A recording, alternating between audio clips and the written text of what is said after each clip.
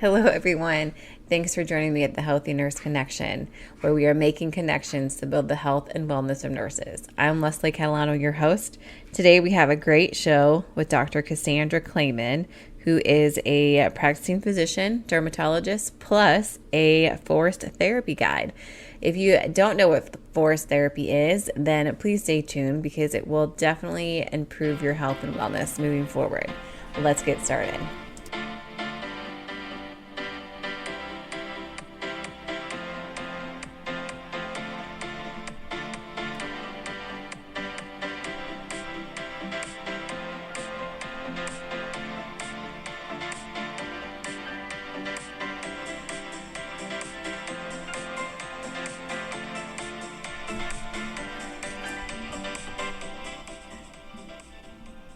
All right. Hello, everybody. Welcome to the Healthy Nurse Connection.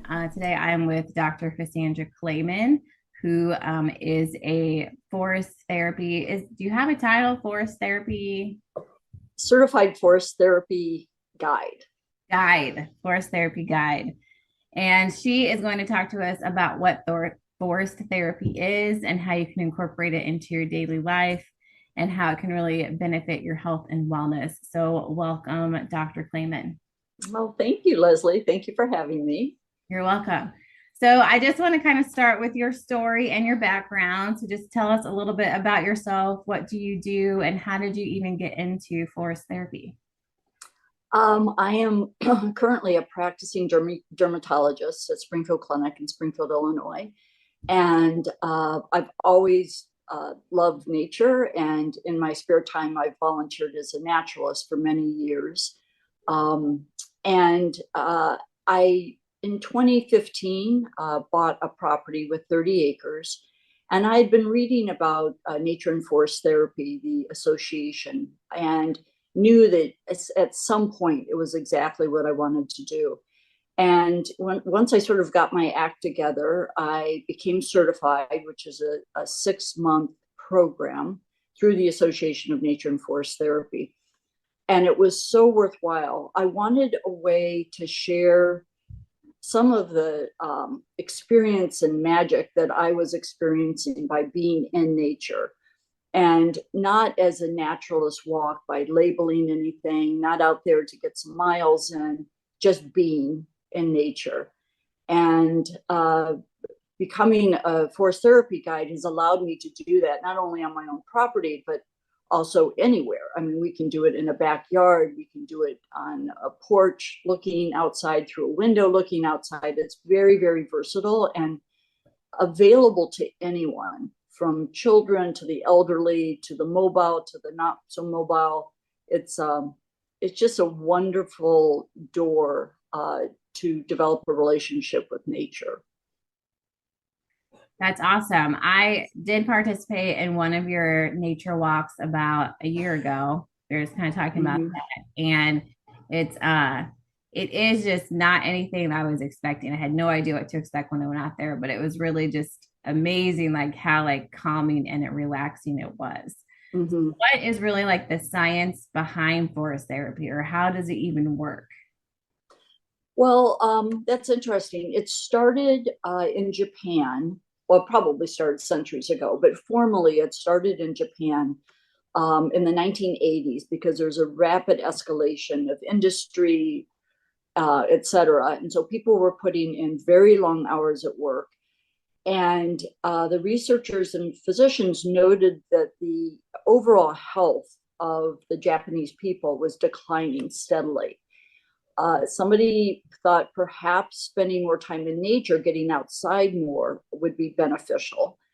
And so they did it in a very rigorous way. It was called Shinrin Yoku, which translated from Japanese means forest bathing. And what they did was they checked vitals, they did blood work before people would spend time in nature, and then afterward. And they did this for months to years and watched what happened to these people. And what they noticed was, in general, more than just a sense of calm and relaxation that we probably have all experienced when we can sit still in nature. The anxiety and depression went down, inflammatory diseases went down, cancer rates went down. And so they knew they were onto something. And then working with botanists, they realized that trees emit something called phytoncides. And phytoncides for the tree fight any injury or invasion by anything that can attack a tree. And by spending time in nature consistently, we inhale these phytoncides. And what phytoncides do for us is they enhance the workings of what type of white blood cell called natural killer cell. And what natural killer cells do is they destroy early tumor cells, they destroy inflammatory cells, and in that way can really affect our health. And so that is where it started. The Association of Nature and Forest Therapy sort of was inspired by that, but what their direction is a little bit more relational. So by doing all of this, yes, we get all those medical benefits. In forest bathing, we do not check your vitals. We don't do any blood work. None of that is happening. And what we're trying to do is either help someone establish a relationship with nature or reconnect with nature. Also, in doing that, we change our relationship with ourselves. We change our relationship with others. We change our relationship with time. And so by having a more holistic approach, there are so many layers of benefit to doing forest therapy. And I'm always so thankful when I have a forest therapy group because I get to participate in a real way for a couple of hours and see the effects it has on people. It's just incredibly rewarding, I think, as a participant and as a guide. Yeah, I remember you saying when I took your forest therapy guide last year was that it's also just putting perspective. Like, we live in our small little worlds and it's really hard sometimes to see the bigger perspective. But when you're in the forest and you just realize that we're just a small portion of this massive environment, it just kind of helps put things into perspective. Yeah, I do think we gain some humility. I also think that once we realize that we are nature and that the trees and grasses and flowers and water and stones are all kin, I think we develop a different relationship with it, not only as a protector, but we are more acutely aware of reciprocity. I mean, just take our breath.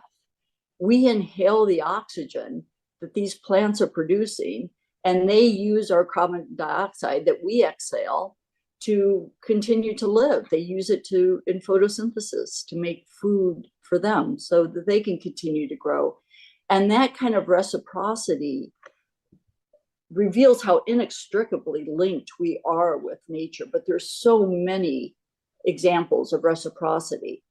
And so I think it's humility, but it's also a deep, deep connection. I think when you realize that we belong to nature, it's hard to feel lonely. You belong to this, and you can be surrounded by this if you cut out some time out of your busy day and make that happen. Yeah.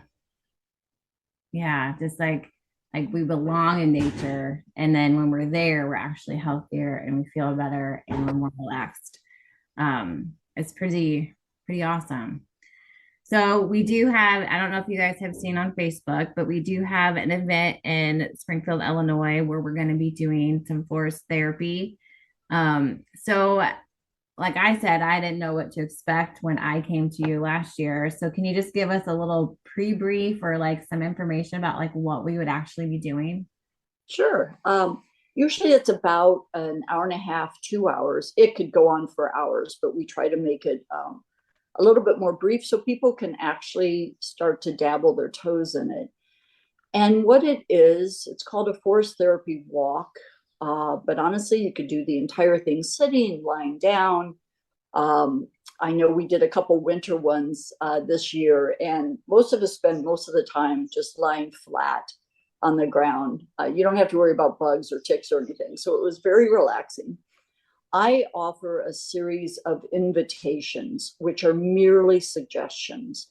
There's nothing prescriptive about them. You don't need to do them.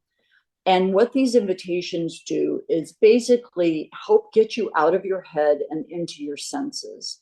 And we work through all the various senses um, in connection with nature. And then there's invitation, what's in motion, and that helps you slow down and reconnect with time, reconnect with what's actually happening around you. And then there's usually a couple invitations at the end that are a little bit more open-ended. And again, you do whatever you want. I may suggest listening to sounds, and you may have your eyes open and you're looking at the various greens of the tree, and that is absolutely fine.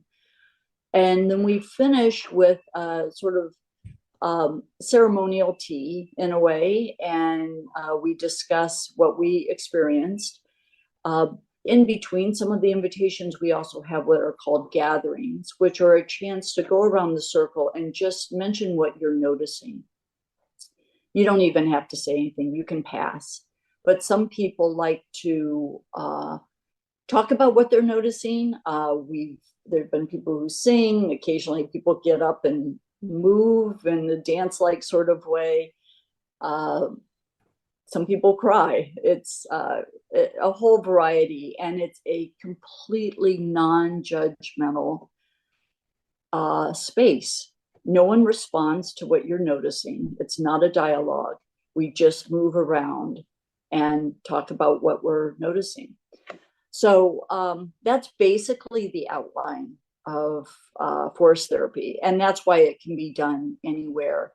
I've been doing it frequently at Lincoln Memorial Gardens, and the people pay, but it's a donation to Lincoln Memorial Gardens. And in that way, we're doing something wonderful for a wonderful green space in our city, and one that's invaluable. And we're also getting out there and doing something for ourselves. Yeah, that's really awesome. I think Lincoln Memorial Gardens is where I was when we did the walk as Right. well. Yeah, Right. it's a really nice area. So if you're not able, because some of our listeners don't live in the Springfield area, so if you're not in the area, like how could you incorporate this just into your everyday life? That's a great question, and it's something I do review at the end of our walk. It's called a sit spot, and it's something that we learn during training. And what you do is you find a spot that's very convenient to you outside. So it could be on a porch, patio, deck. It could be next to your flower garden, but something that you can easily walk to. I made one that was down a path and over a dam and near a creek. Well, I just didn't use it. I finally pulled out a camping chair and stuck it next to my garden, which is right next to my front door. And then I started to do my sit spot. The recommendation is 3 times a week if you can. Daily's better. Once a week's better than nothing. Anywhere from 5 to 30 minutes. And you sit, no cell phone, and you start working through your senses. So first, perhaps just look around. What are you noticing? Then close your eyes and listen to sounds. Feel the textures around you. Just work your way through the various senses. And it is such a reprieve from our normal life. When I was first told about this, I tend to be pretty high energy, maybe restless in a way. And I thought, there's no way I can do this. And now there's nothing I look forward to more. And I make sure on my days off, I have some time that I set aside to do this. I try to do it in early mornings or evenings, even if it's just for 5 minutes on the days that I do work. It is really, really pacifying. And by doing this, you can continue the benefits of forest therapy. If you do it one session, they say the benefits in terms of fighting sides is probably 1 to 2 weeks. So it is something that you need to try to incorporate into your world. And a sit spot's a perfect way to do that. That's really interesting. I just recently heard another, I haven't read the article, but in one of my other podcasts with Amanda Skinnador, she was talking about how she gets up every morning and just goes outside to the morning light. Because there's something about like the morning light that like starts your circadian rhythms. Right. I actually started that myself and I just sit on my back patio, but I never thought to like incorporate the forest therapy into that as well. It's the same 5 minutes. So I could just do that every day Right. there. And that would be really amazing. Absolutely. And it gets you out of your head for those 5 minutes rather than thinking about your list, the sort of worrying brain noise that tends to be sort of the background noise for most of us. So it just gives you that little reset before your day starts. Yeah, I'm gonna have to start incorporating it that in that time too. Sorry, I've got my little one on my lap too. He wanted to join this conversation. So if you hear little baby sounds, that's fine. And little kids are so perfect for this. They are natural forest therapy participants. I do want to say, I think I forgot to say that as a guide, I am not the therapist. I merely open the doors with these invitations. The forest and nature are the therapists. And I think kids really seem to get that when you watch them in nature, just all senses, their eyes, their ears, they're touching things, they're smelling things. They're just naturals and things. Yes, and it's yes, unfortunately sometimes it's really a fun thing to do with your kids, and you can just make up little invitations and watch them go. It's really fun. I kind of started that. So when we go for our walks, like we'll just be in the neighborhood. I'll be like, "What is the smallest thing that you can find? Like, what is the thing that you can find?" Then we'll talk about the biggest thing, and then we'll talk about the different colors. So perfect. Yeah, that's perfect. It is. It has been pretty great. So you talk a lot about like you're certified in this. So how did you even become certified? Do you take a course, or is there like? Yeah, this course that we took was they're the guides who teach us are incredibly kind and patient and generous with all of their advice. We do a fair amount of reading, and we do have assignments that we post. And we also have to practice and sort of journal how it's gone. So initially, there's a few friends that you drag out, or your daughter or husband or someone like that. And so we have to do a number of those before we can be certified. And then, then you've just finished the course. To be certified for your life, you have to do a retreat, a nature retreat that's usually 4 or 5 days in beautiful parts of the world. This is an international organization. And I did mine in Colorado with a bunch of other forest therapy guides that I did not know. And it was one of the most remarkable experiences I've ever had. And after you finish that, you are then certified for life. That's awesome. So how long did it take for you? Well, it was a 6-month course, and then I practiced a lot and then did this retreat. So altogether, probably 10 to 12 months. Okay, that's not too bad. But, I was working during that time. I mean, it's doable. It's definitely. Yeah. So I know that you're a doctor, so you're in the healthcare environment as well. So besides like forest therapy and doing those things, like what do you do for yourself to de-stress and kind of unwind after a long day? After a long day, I play with my dogs, I read, I just relax. In the mornings, I always try to exercise because it just sets a certain calm to my day. And I've also become a coach, a physician and healthcare worker coach, and just recently finished a course for coaching outdoors, because my goal is to combine coaching, which is about well-being, not diving into the past, just how do I make my life more in line with my values from this point on. And I feel that so much can be learned in nature, and combining forest therapy and the coaching outdoors, I just think it's a perfect melting pot. So I have been coached a fair amount, and that was also very helpful. I was doing it around the same time that I was doing the forest therapy, and the combination was, I would say, it was restorative. It changed my life.